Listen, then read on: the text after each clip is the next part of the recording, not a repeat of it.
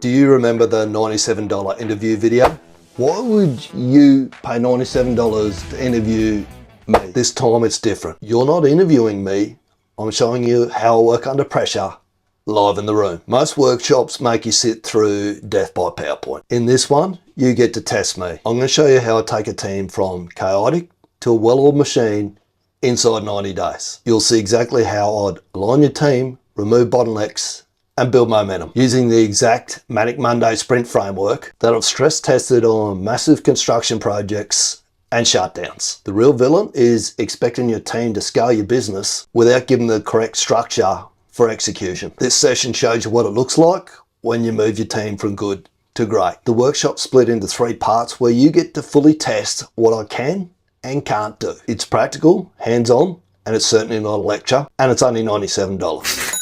So you're probably thinking, what's the catch? Is there going to be a pitch? If you come along thinking that, you certainly won't be disappointed.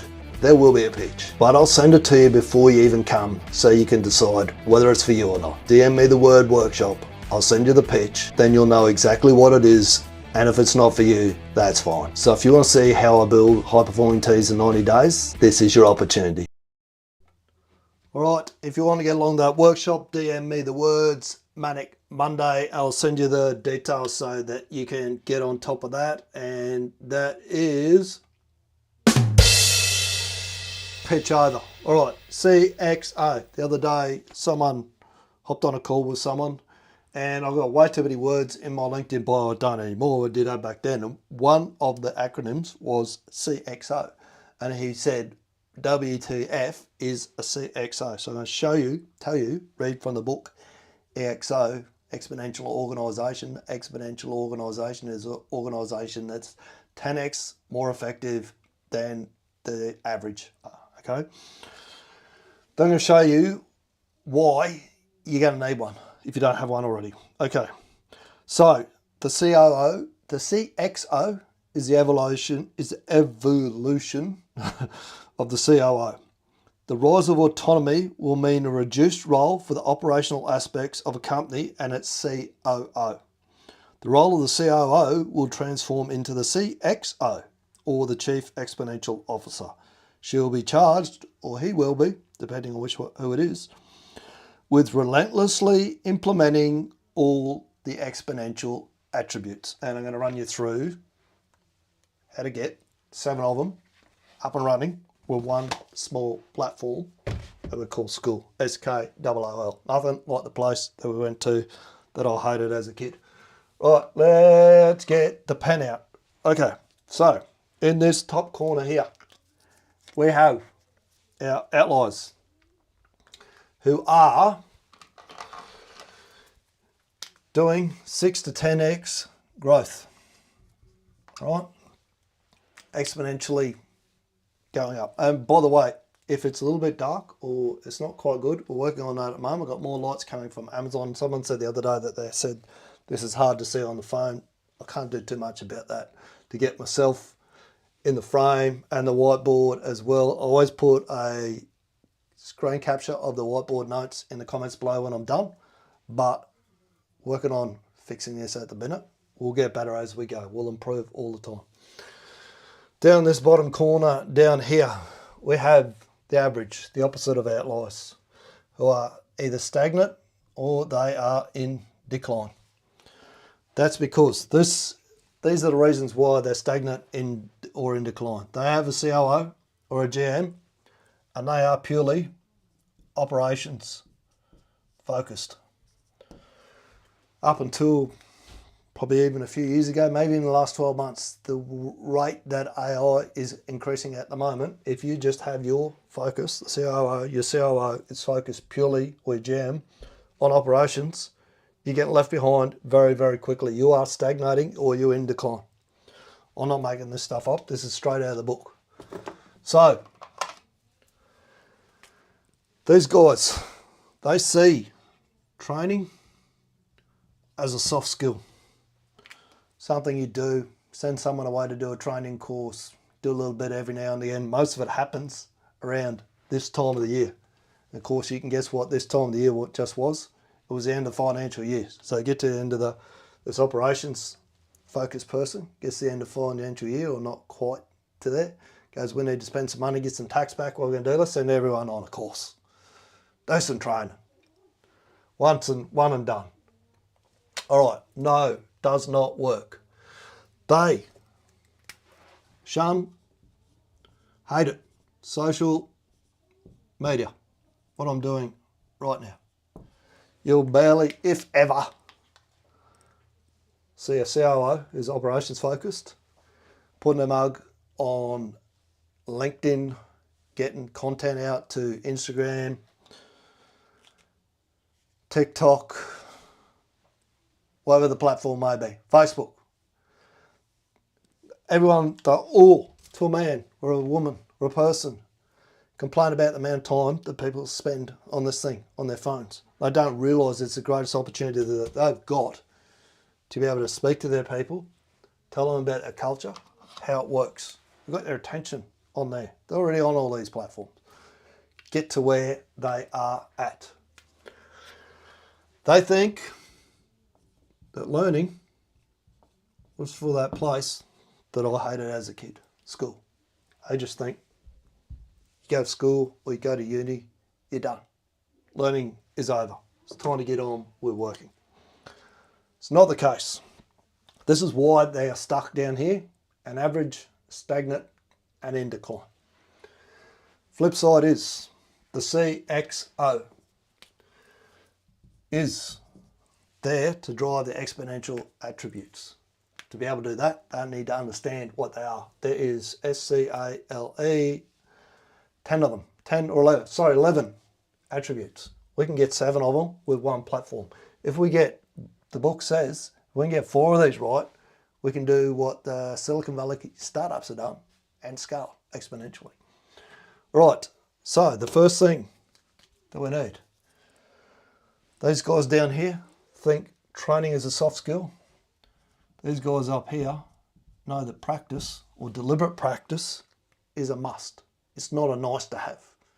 We do this every day. I'll speak to the process that we use to do it in a minute, but training should be, and in the book Legacy they speak about it as well, we should be training to perform every single day, not going to a course once a year, go and do a, frontline leadership management course once every 12 months, once every time a new project kicks off. That's what generally happens. Take all the supervisors and the superintendents and everyone, and we're banging through some courses at the start of it because it's nice and easy and we're flying. What used to happen to me is when I was working over the West, it would always be in Perth. So you go to Perth for a couple of days, train you up, you're all done. Done all your training. It's a soft skill anyway. We're only ticking a box, not particularly worried about it. We just make sure that you've got the boxes to tick so that we can meet our KPI of we've done our training with our frontline leadership. So they should all be good to go. No, deliberate practice daily is a must. These guys know that social media isn't just dancing cats on TikTok. It's a culture building tool when you use it properly. There's a caveat, use it properly. Little hint, what I'm doing right now at the moment is using it properly. I'm not talking about posting photos of your cupcake day or this day or that day or whatever it is, or we've just won this project.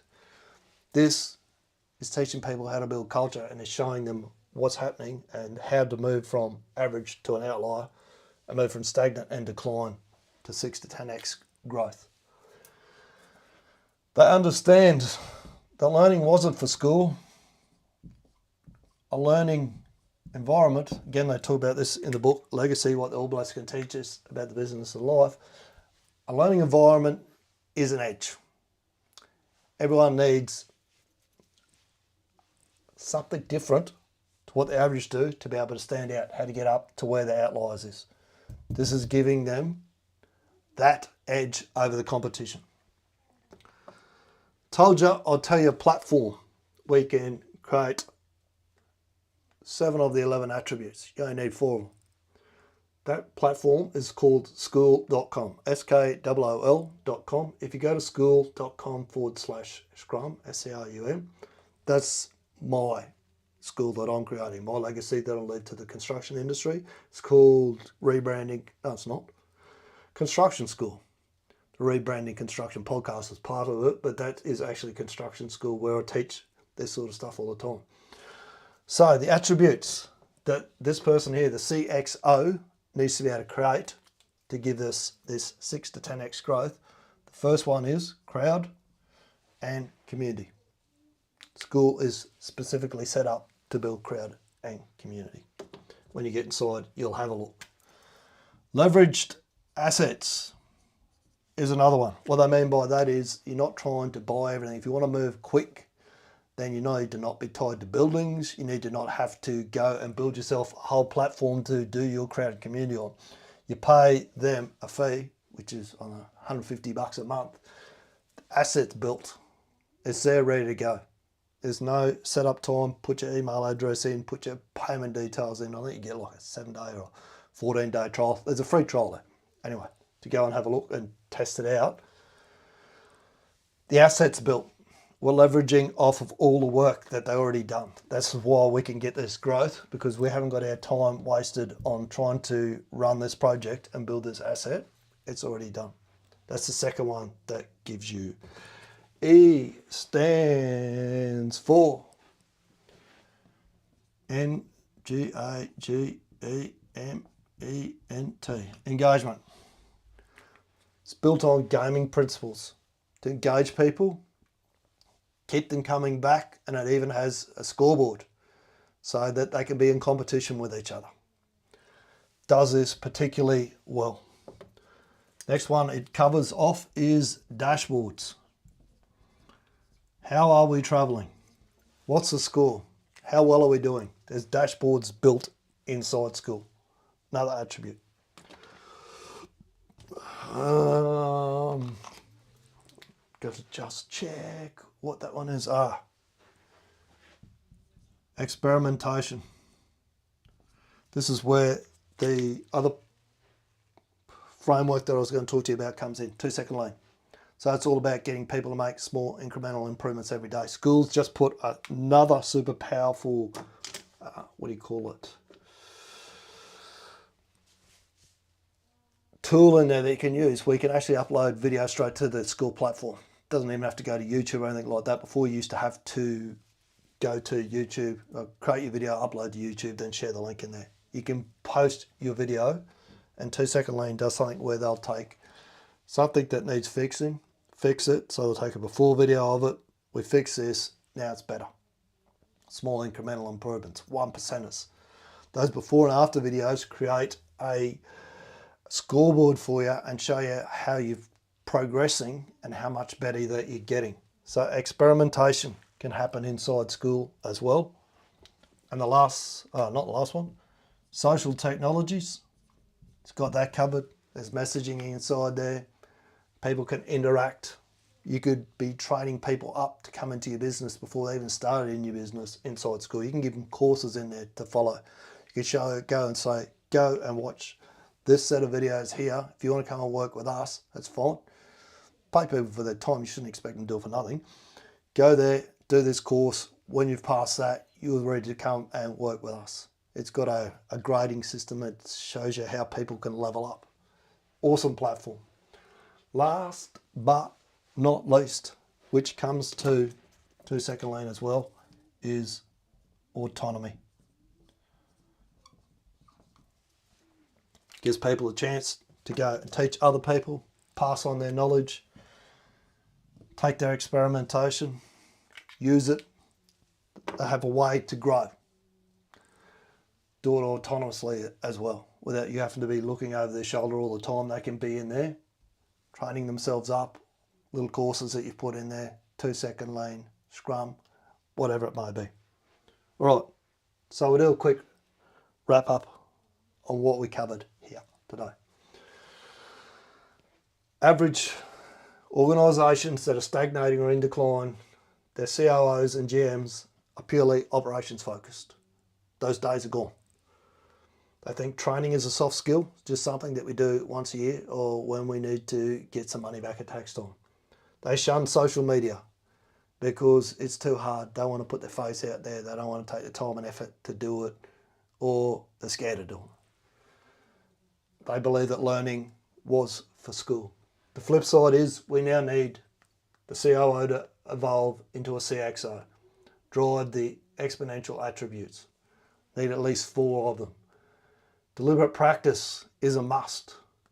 Social media is a culture building tool, and they use it like that, like we're doing right now. They know that a learning environment is an edge. It's going to give them an edge over the competition. Skool.com/Scrum.